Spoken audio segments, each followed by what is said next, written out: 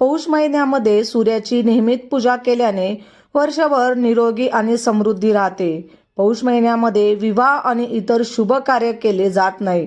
मात्र यामागील नेमके कारण काय आहे ते आजच्या व्हिडिओमध्ये आपण जाणून घेणार आहोत। श्री स्वामी समर्थ तुमचं सगळ्यांचं आपल्या चॅनलमध्ये मनापासून स्वागत आहे।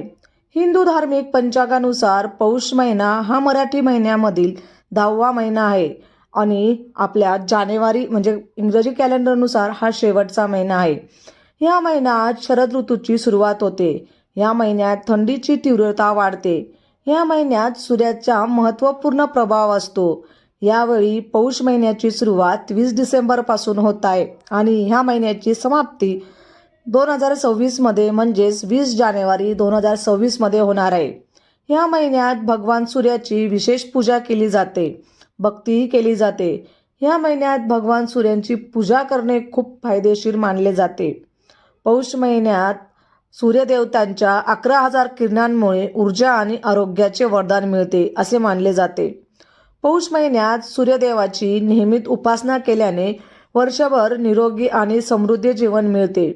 ज्योतिषशास्त्रानुसार पौष महिना सुरू होताच विवाह आणि इतर शुभ कार्य केली जात नाहीत। ह्यामागील नेमके कारण काय आहे ते जाणून घेऊया। पौष महिन्यात शुभ कामे का केली जात नाही? पंचांगानुसार पौष महिना खूप महत्त्वाचा मानला जातो, परंतु विवाह किंवा इतर शुभ कार्यक्रमासाठी अनुकूल नाही। ह्या महिन्यात सूर्य धनु राशीत प्रवेश करत असल्याने हा महिना आहे। सूर्य धनु राशीत प्रवेश केल्यानंतर खरमास सुरू होतो। ज्योतिषशास्त्रीय मान्यतेनुसार ह्या काळात सूर्याचा प्रभाव कमी होतो। देवतांच्या क्रियाकलापही स्तब्ध होतात। म्हणूनच पौष महिन्यात विवाह आणि इतर शुभ समारंभ करणे शुभ मानले जात नाहीत।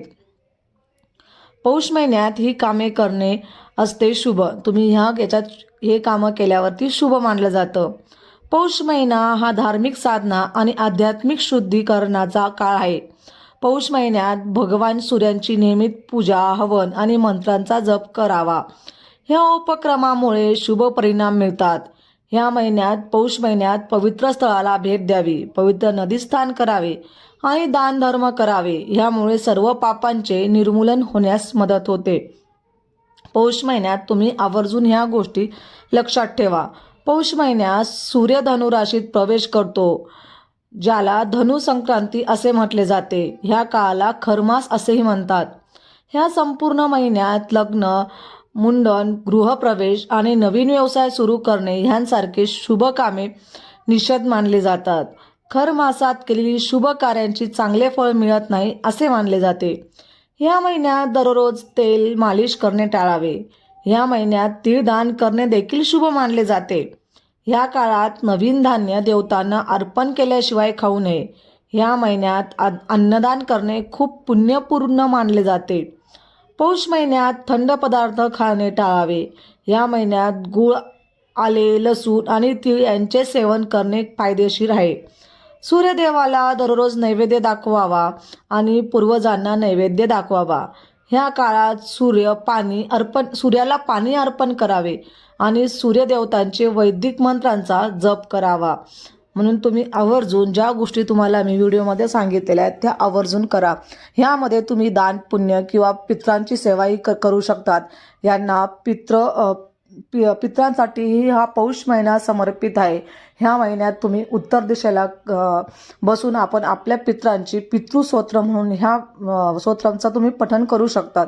ह्याचेही खूप फायदे आहेत आणि हा पित्रांसाठी समर्पित पौष महिना आहे म्हणून ह्याच्यात शुभ कार्य किंवा शुभ मानलं जात नाही आणि तुम्ही रोज सकाळी उठून सूर्याला अर्घ्य नक्कीच देत जा, याचाही तुम्हाला खूप फायदा होणार आहे।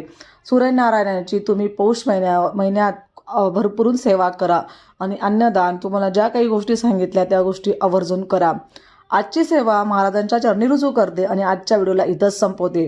व्हिडिओ आवडला असेल तर लाईक, शेअर आणि सबस्क्राईब करायला अजिबात विसरू नका। परत भेटूया अशाच नवीन सुंदर व्हिडिओ सोबत। तोपर्यंत सगळ्यांना श्री स्वामी समर्थ। धन्यवाद।